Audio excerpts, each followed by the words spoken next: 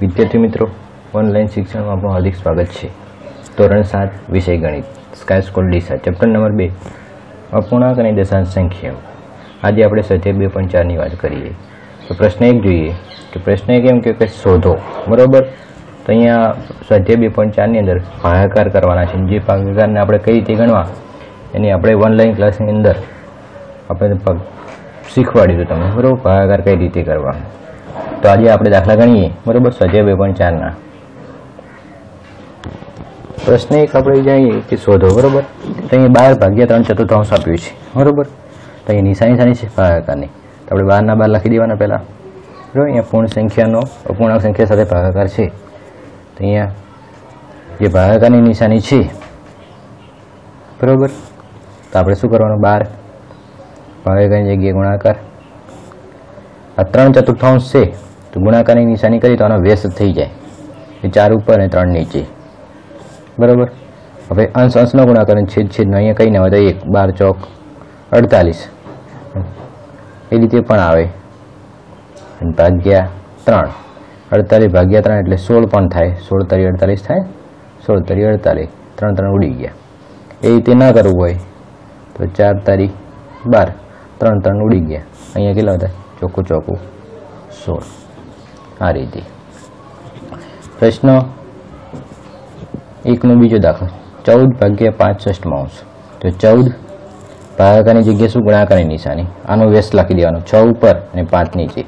તો 14 6 જો ઉડતા તો ઉડાડવા, ઉડતા નથી એકી, તો 14 6 84, 14 6 84 ને અહીંયા કંઈ નથી, 1 5 1 5, તો 84/5 એને અમે મિશ્રણમાં ફેરવ્યા, મિશ્રણમાં જોજો પેલા રફમાં કરવાનું, બરોબર। 16 1 16, 84/5 છે, સોરી 5 1 5, 3 5 36, 4 16.4/5, બરોબર ને? આ રીતે આપણે કરવાનું।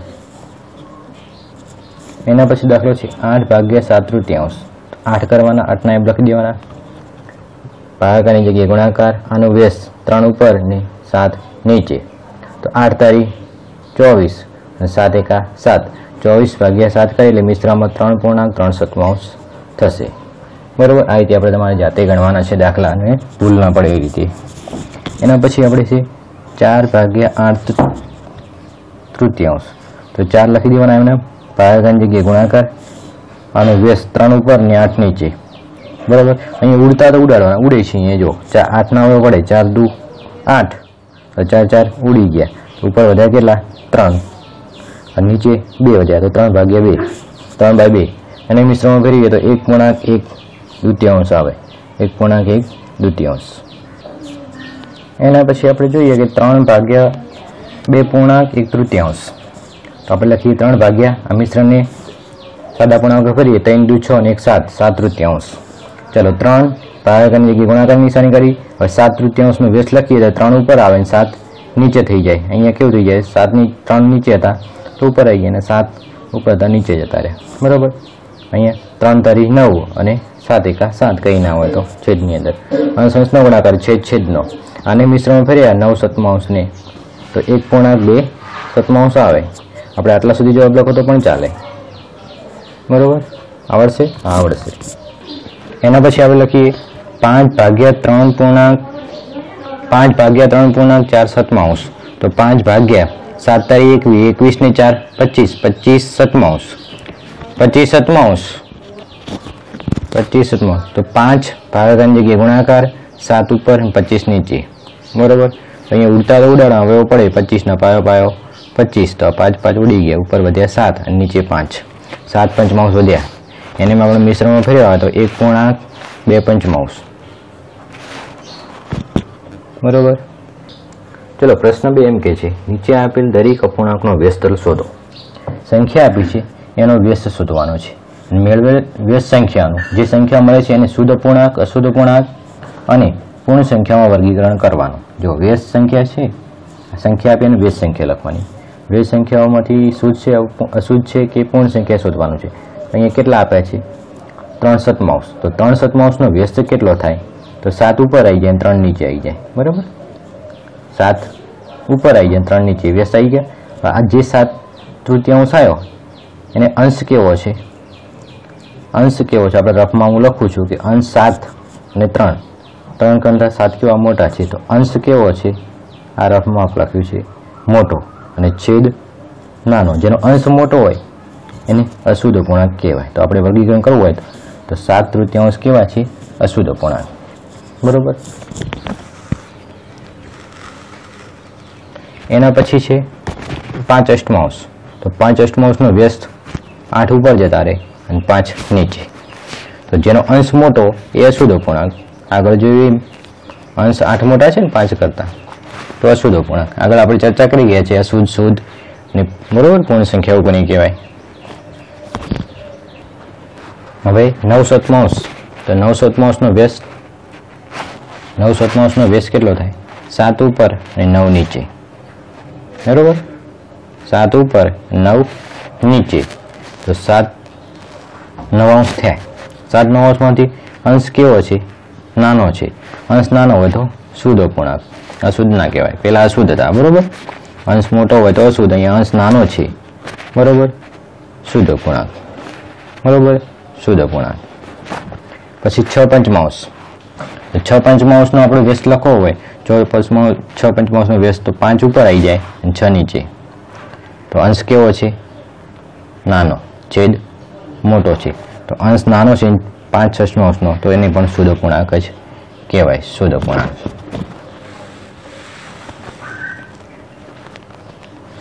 એના પછી 12/7. 12/7 વ્યસ્ત લખવું હોય તો 7 ઉપર આવી જાય અને 12 નીચે આવી જાય. બરોબર. તો 7/12. બરોબર. એને શુદ્ધ પૂર્ણાંક કહેવાય. કેમ? અંશ કેવો છે? નાનો, છેદ મોટો છે. અંશ નાનો હોય તો શુદ્ધ, અંશ મોટો હોય તો અશુદ્ધ. એ રીતે આપણે યાદ રાખવાનું. ચલો 1/8. 1/8 આપણે 1/8 વ્યસ્ત 8 ઉપર જાય અને છેદમાં 1. છેદમાં 1 હોય કે ના લખીએ કે ના લખીએ કોઈ ફરક પડતો નથી. તો આ બધી સંખ્યા કઈ કહેવાય? 0 1 2 3 4 5 6 7 8 9 એમાં સંખ્યાઓ બધી કેવી છે? પૂર્ણ સંખ્યા. 8 ને શું કહેવાય? પૂર્ણ સંખ્યા કહેવાય. અપૂર્ણાંક કે શુદ્ધ પૂર્ણાંક કે અશુદ્ધ પૂર્ણાંક ના લખાય. આપણે શું લખાય? 8 ને પૂર્ણ સંખ્યા. એના પછી છે 1/11. 1/11 વ્યસ્ત 11 ઉપર 1 નીચે. 1 નીચે લખવાથી કોઈ ફરક નહીં પડતો. છેદ એટલે 11 જ લખવાના. તો 11 આપણે શું કહેવાય? પૂર્ણ સંખ્યા જ કહેવાય. બરોબર. આ રીતે પ્રશ્ન લખવાનો. પ્રશ્ન 3 શોધો. બરોબર.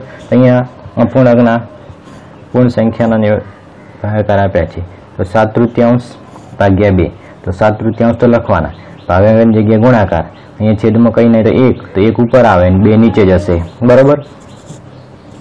તો અહીંયા અંશનો ગુણાકાર છેદનો 7 એકા 7 2 તરી 6. 7/6. આટલા સુધી લખો તો ચાલે. અને મિશ્રમાં ફેરવા હોય તો 1/6. 1/6. એના પછી 4/9 ભાગ્યા 5. તો 4/9 લખવાના. ભાગાકારની જગ્યાએ ગુણાકારની નિશાની. આના વ્યસ્ત લખવાના. 5 વ્યસ્ત 1/5. બરોબર. હવે અંશનો ગુણાકાર છેદ 4 એકા 4 9 × 5 = 45. 4/45. 4/45. અને શુદ્ધ પૂર્ણાંક છે એટલે મિશ્રમાં ફેરવી શકાય નહીં. જેનો અંશ મોટો હોય એને મિશ્રમાં ફેરવી શકાય. એના પછી 16/13. 6/13. 6/13. બરાબર. 6/13 ભાગ્યા 7. તો 6/13 ભાગાકારની જગ્યાએ ગુણાકારની નિશાની. 7 વ્યસ્ત 1/7. હવે અંશનો છેદનો ગુણાકાર 6 એકા 6 અને 13 × 91. તો 6/91. આ રીતે આપણે લખાય. એના પછી આ મિશ્ર સંખ્યાનો ભાગાકાર આપ્યો છે પૂર્ણ સંખ્યાનો. તો મિશ્રને પહેલા આપણે શું કરીએ? સાદા પૂર્ણાંક કરીએ. 4 તારી 12 ને 1 13/3 ભાગ્યા ભાગાકારની જગ્યાએ ગુણાકાર નિશાની. 3 વ્યસ્ત 1/3. બરાબર. ભાગાકારની જગ્યાએ નિશાની સાની કરી? ગુણાકારની 1/3 લખ્યા. તો અંશનો ગુણાકાર 13 એકા 13 અને 3 તારી 9. તો અને 13/9 ને મિશ્રમાં ફેરવા તે 1.4. 1.4.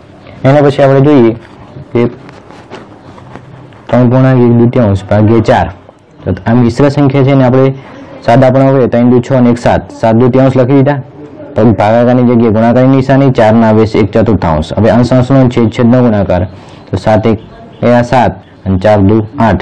7/8. એને આપણે મિશ્રણમાં ફેરવી શકીએ એમ કે શુદ્ધ પૂર્ણાંક છે એટલા માટે.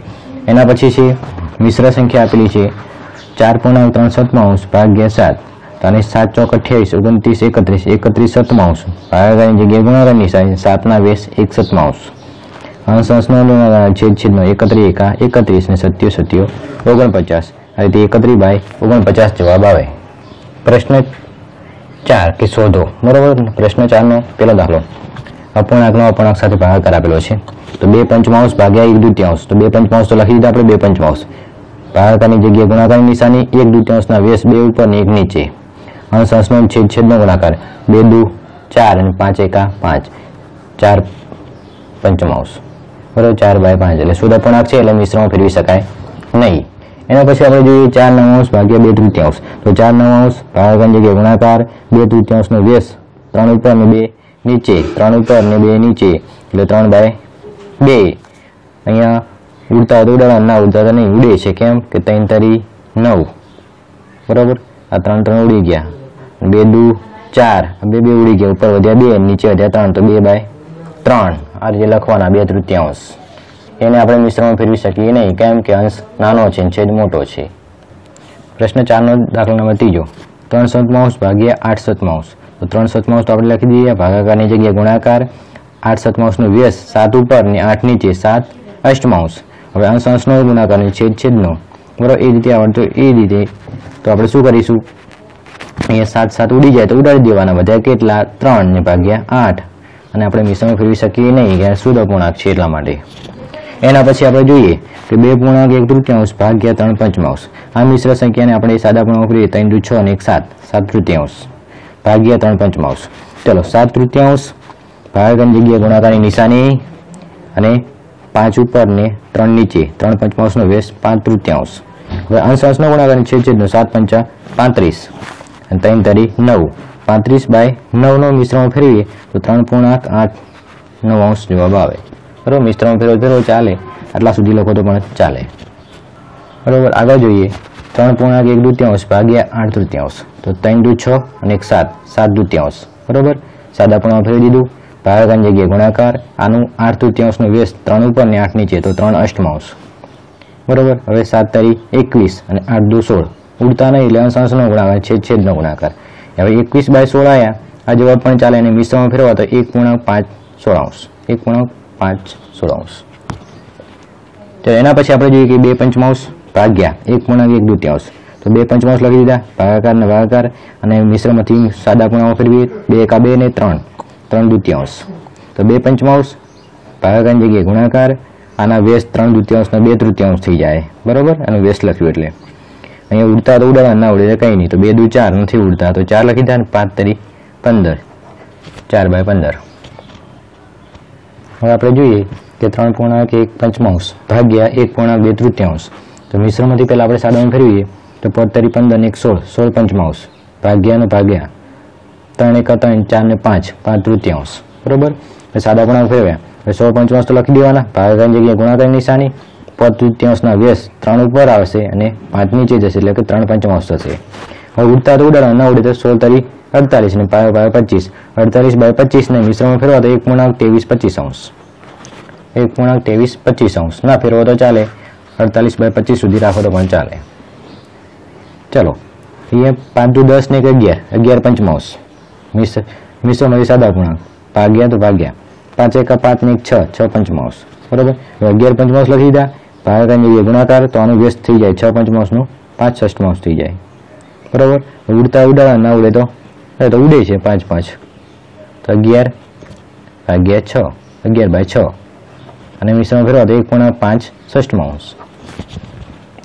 આ રીતે આપણે દાખલા ગણવાના છે. ઓકે.